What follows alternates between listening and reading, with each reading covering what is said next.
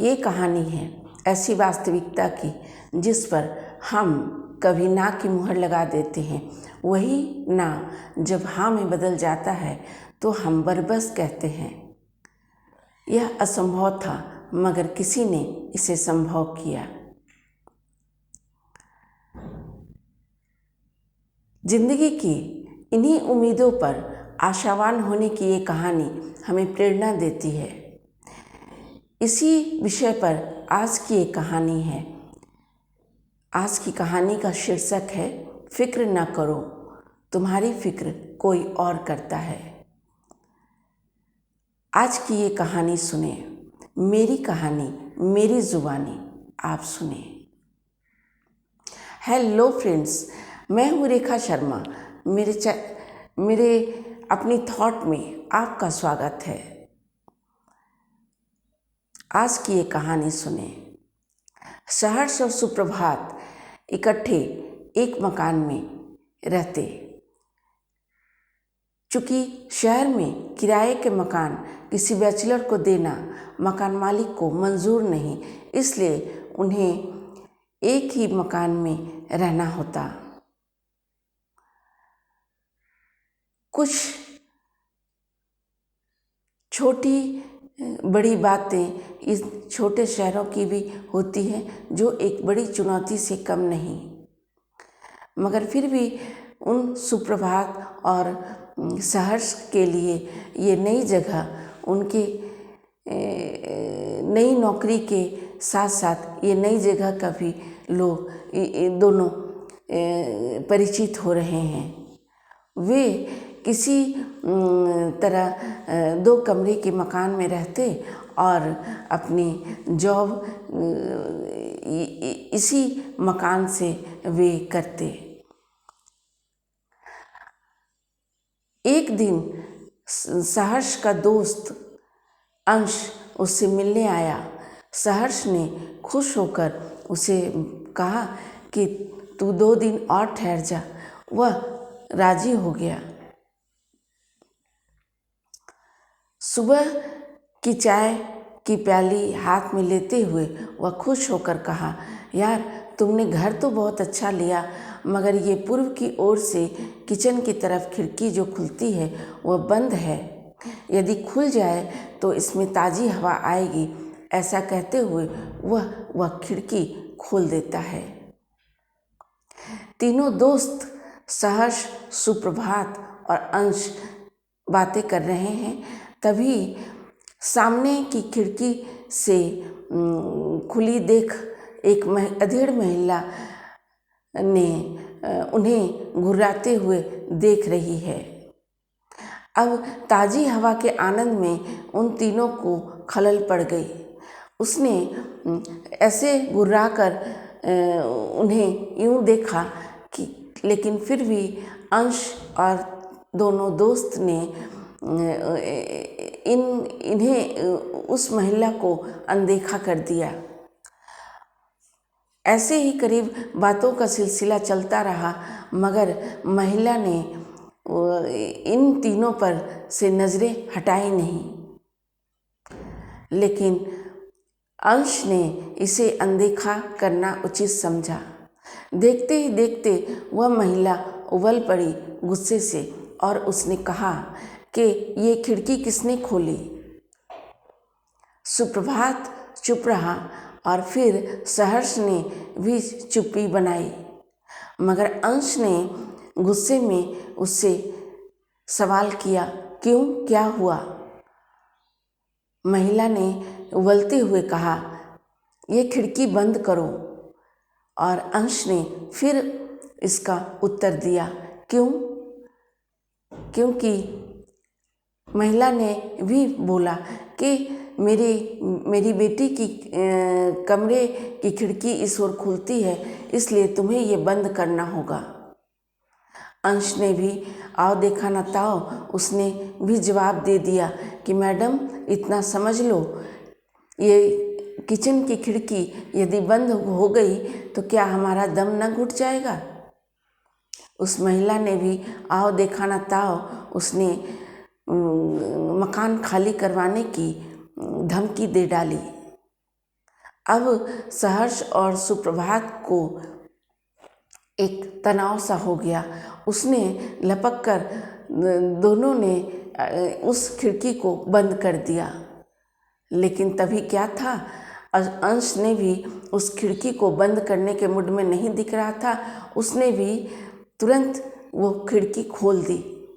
लेकिन तभी अंश ने ऐसा करते देख, अंश को करते देख सुप्रभात और सहर्ष ने झट खिड़की बंद कर दी और गुस्से में उसने अंश से कहा, अंश तुम्हें बैठना है तो एक किनारे बैठो, मगर हमारी रातों की नींद और दिन का चैन मत खत्म करो। मैंने तुम्हें पता नहीं, मैंने 1.5 महीने में 3 मकान खाली किए। सबकी वजह एक से एक रही। एक ने कहा मिर्ची के छौंके न लगाओ, दूसरे ने कहा रात 12 बजे के बाद न आओ और तीसरे ने कहा फ़ोन में धीरे बात करो। अब ये चौथे की बारी खिड़की आ रही है, इसलिए तू ऐसा मत कर। अंश का खून भी उबल पड़ा। उसने भी कहा, सहर्ष तू उसकी गुर्राती आंखों से डर सकता है, मैं नहीं। या फिर तू तो ऐसे बात कर रहा है जैसे तू उसका जवाई है। सहर्ष ने भी जली कटी सुन उसने भी कह दिया कि यार जी जलाने वाली बात मत कर, तुम्हें खिड़की की क्या पड़ी, बस खिड़की बंद रहने दे। लेकिन अंश ने भी ऐसा करने से मना कर रहा था। तभी उसने खिड़की बंद कर दी और किसी तरह सहर्ष ने मनाया कि अंश विदा हो जाए उस घर से। एक रात करीब 11 बजे बहुत तेज जोर की आंधी के साथ बारिश आने लगी। तभी उस खिड़की को किसी ने खटखटाया। बारंबार खटखटाने पर सहर्ष ने सुप्रभात से पूछा, ये क्या हुआ? लेकिन फिर भी वे लोग चुप रहे। लेकिन बार बार खिड़की की तरफ से आवाज़ आने पर उसने सोचा कि ये खोलूं या ना खोलूं। लेकिन तभी सुप्रभात ने डरते हुए कहा, यार कुछ भी हो जाए ये खिड़की मत खोलना, क्योंकि बगैर बात की बात बढ़ जाती है। सुप्रभात भी बिल्कुल डर सा गया कि अब क्या होगा। लेकिन सहर्ष ने फिर कहा, अच्छा तू ठहर, जरा सोचने दो कि क्या हुआ है। फिर उसने तपाक से सुप्रभात से पूछा, अच्छा तू आज दिन भर कमरे में रहा, तुमने दिन में खिड़की तो नहीं खोली थी? सुप्रभात ने तुनकते हुए तुरंत कहा, तू पागल हो गया है क्या? मैं क्यों खिड़की खोलूँगा। उसने ऐसा कहते हुए चुप रहने का उसे आश्वासन दिया। फिर सुप्रभात ने भी फिर तनाव में सहर्ष से कहा, ओह यार तू कुछ भी हो खिड़की मत खोलना। सहर्ष फिर तनाव में आकर उसने सुप्रभात को बोला कि तू ज़्यादा सोचना बंद कर। और तभी उसने उठकर खिड़की खोली। सहर्ष ने खिड़की खोली और देखा सामने एक लड़की खड़ी थी। उसने डरते सहमते हुए उससे बोला, प्लीज़ मेरी मदद करें, मेरी माँ की तबीयत बेहद ख़राब है, कोई डॉक्टर ले आएंगे? उसने झट एक डॉक्टर को कॉल किया और उसके घर पहुंच गया। डॉक्टर ने उसकी माँ का चेकअप किया और फिर डॉक्टर ने दवाइयाँ लिखी और सहर्ष ने उन दवाइयों को मंगवाकर उसकी माँ को खिलाई। देखते ही देखते 3 घंटे बीत गए और उसके बाद उसकी माँ ने राहत महसूस किया। उसकी माँ ने उसे धन्यवाद दिया और कहा कि आज तुम ना होते तो मुझे तकलीफ़ झेलनी पड़ती। तभी उसकी बेटी ने सहर्ष के सामने आकर कहा, मेरा नाम अंकिता है, यदि आपकी कोई भी ज़रूरत हो तो मुझे याद ज़रूर करना। लोग मुझे समझते हैं कि मैं किसी की ज़रूरत पूरी करने के लायक नहीं, लेकिन क्योंकि मेरे पैर टेढ़े हैं। सहर्ष ने मुस्कुराते हुए कहा कि अच्छा, यदि कोई भी तुम्हारी ज़रूरत हो तो ये इस नंबर पे कॉल कर लेना, क्योंकि खिड़की खटखटाना नहीं, मुझे ये खटखटाने की आवाज़ से भय होता है। और मुस्कुराते हुए वो चल पड़ा। एक दिन सहर्ष ने उसे कॉल किया। अंकिता ने रिसीव किया कॉल और सहर्ष ने बोला, आज तुम मेरे साथ चल रही हो क्योंकि आज मेरा जन्मदिन है। होटल में जाऊंगा, घूमूंगा और हम लोग साथ चलेंगे। अंकिता ने आश्चर्य से बोला, मैं कभी बाहर जाती नहीं और फिर मैं बाहर जाकर क्या करूंगी। सहर्ष भी मजाकिया अंदाज में कहना शुरू किया, मैं गाड़ी ड्राइव करूंगा, तुम धक्के लगाना। मैं होटल में खाना खाऊंगा, तुम मेनू डिसाइड करना। इतना सुनते ही अंकिता खिलखिलाकर हंस पड़ी। सहर्ष ने फिर कहना शुरू किया, मुझे तुम्हारी तरह हंसना नहीं आता तो क्या मैं खुश नहीं। ऐसा कहते हुए वह फोन रखकर चला गया। शाम हुई, वह इंतज़ार कर रही थी कि सहर्ष आएगा। उसने पल भर बाद ही गाड़ी लेकर आया और उसके सामने खड़ा हो गया। उसने अंकिता को अपनी गाड़ी में बिठाया और कहा, आज मैं बिल्कुल नहीं कहूँगा कि तुम बेहद खूबसूरत दिख रही हो। अंकिता ने मुस्कुराया और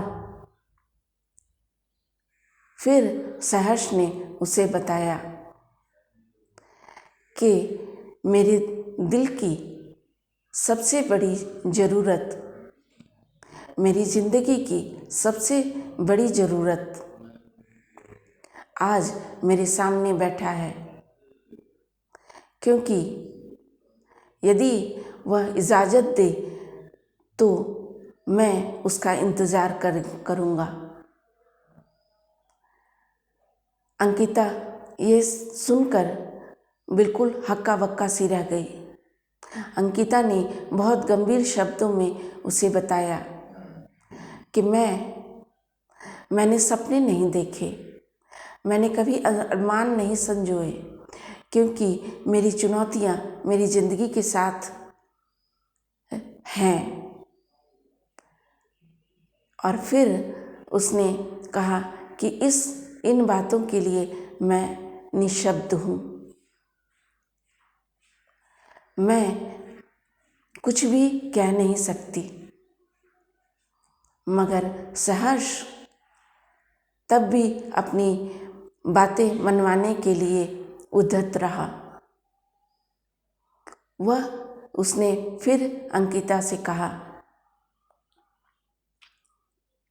क्या एक कारीगर की कारीगरी उसके औजार में है या उसमें?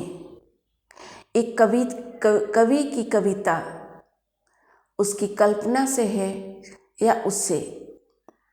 ऐसा कहते हुए वह चुप रहा और फिर उसने कहा कि मैंने अपने जीवन के सिद्धांत इन्हीं नियमों पर कायम किया। मैंने हमेशा एक सही दिशा अपनी सोच को दी है।